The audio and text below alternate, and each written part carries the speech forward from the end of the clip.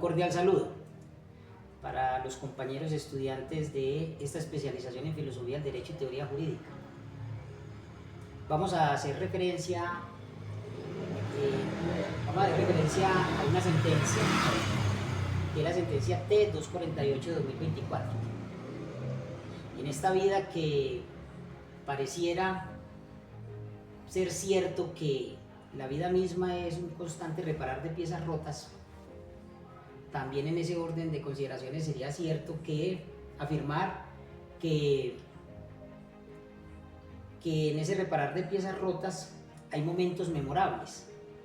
Un momento memorable es la revisión, es la que tiene que ver con la revisión que hizo la Corte Constitucional de una tutela que en su momento fue emitida el 25 de junio de 2024. Esa sentencia, la T-248, es muy importante porque hace un especial énfasis en la reducción de emisiones por deforestación y degradación de los bosques.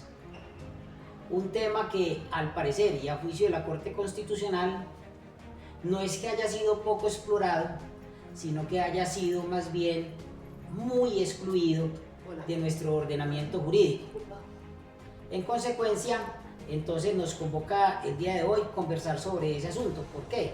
Porque sobre ese contexto lleno de complejidades, el alto tribunal aplicó técnicas de ponderación, recurriendo al precedente judicial constitucional y el juicio de razonabilidad para arrojar reflexiones importantes con ocasión a los retos de la interpretación constitucional y la relevancia de casos de esta naturaleza.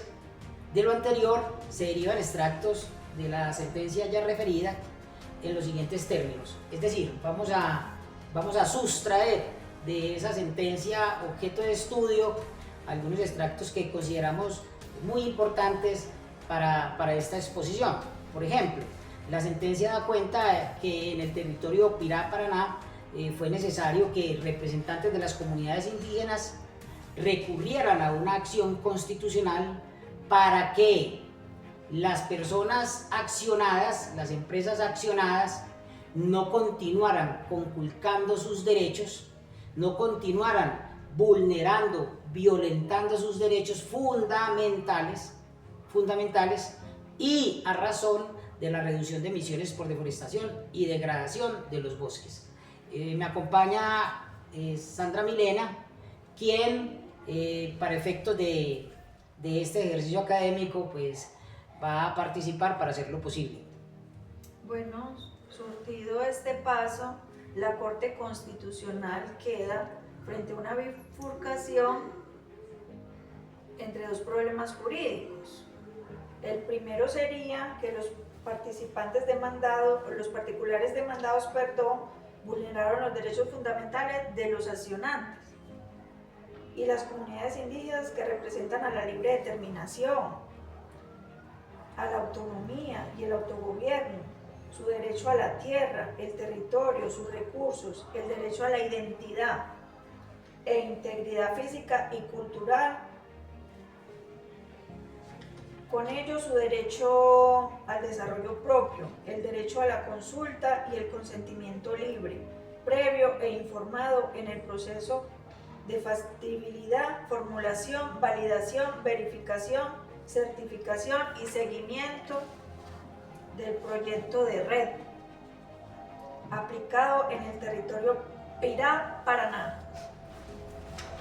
Bueno, un segundo punto considerado pues un problema jurídico objeto de análisis por parte de la Corte Constitucional es el que tiene que ver con la siguiente pregunta. El Estado colombiano, representado principalmente por el Ministerio de Ambiente y Desarrollo Sostenible, desconoce los estándares constitucionales. Dentro de esos estándares constitucionales nos referimos, por ejemplo, a la libre determinación, a la autonomía y el autogobierno, su derecho a la tierra, el territorio y sus recursos, el derecho a la identidad e integridad física y cultural, y con ello su derecho al desarrollo propio y el derecho a la consulta y el consentimiento libre, previo e informado. al omitir actuaciones específicas relacionadas con los proyectos red que garanticen un enfoque étnico y diferencial. Esto nos lleva, estos dos problemas jurídicos nos llevan a colegir que la Corte Constitucional, aparte de ordenar en este fallo de revisión de tutela, aparte de ordenar una cantidad de cosas, tanto a los accionados como al mismo gobierno nacional a través de sus ministerios, aquí está haciendo una advertencia de mayor calado que con toda seguridad va a servir como precedente judicial. Estoy haciendo referencia, por ejemplo, a que una empresa en particular no puede entrar a un territorio habitado por una población indígena, por una población afrodescendiente o cualquier grupo étnico en particular, a entrar, como dice el dicho popular, como Pedro por su casa, deforestar a diestra y siniestra, sin conversar con las comunidades, sin concertar con las comunidades, sin conciliar lo que se pueda conciliar en ese territorio, desconociendo que esas comunidades tienen su propia cosmovisión, tienen como propósito principal el cuidado de la tierra y de sus recursos, de los recursos naturales, y entonces un empresario en su afán, o más bien en su codicia empresarial, no puede llegar a atropellar a las comunidades y en este particular pues a los grupos étnicos.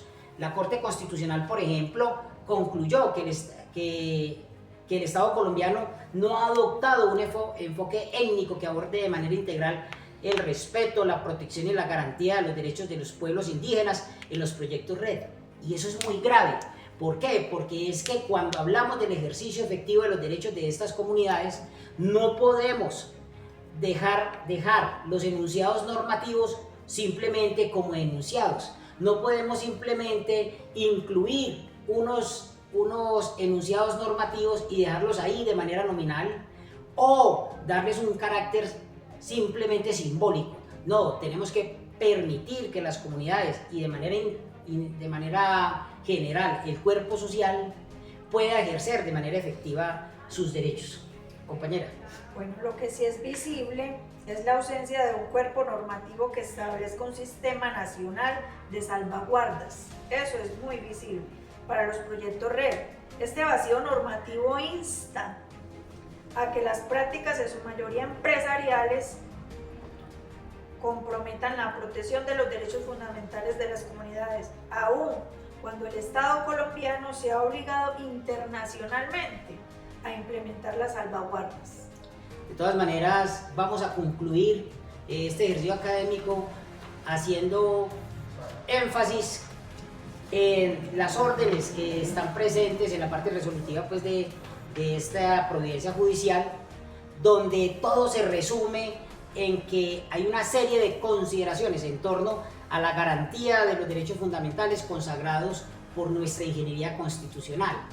Entonces, vuelvo y reitero, no se trata de que hayan enunciados normativos, y no se trata tampoco de que esa ingeniería constitucional sea un catálogo de derechos y libertades. Se supone que para todo el cuerpo social, y cuando decimos todo el cuerpo social, ahí están incluidos los grupos étnicos, y además no solo todos los grupos étnicos, sino todas las cosmovisiones que hay en un país tan diverso como Colombia, tan pluricultural como Colombia, un país que enarbola la bandera del pluralismo, de la diversidad, pero que encuentra dificultades desde el ordenamiento jurídico para pasar de lo nominal a la práctica, para que la gente realmente, de las comunidades y los grupos étnicos puedan ejercer de manera efectiva sus derechos. De eso es que se trata una reflexión de esta naturaleza, y por eso resulta muy interesante la sentencia T248-2024 que nos convoca con ocasión a este ejercicio académico. Muchas gracias.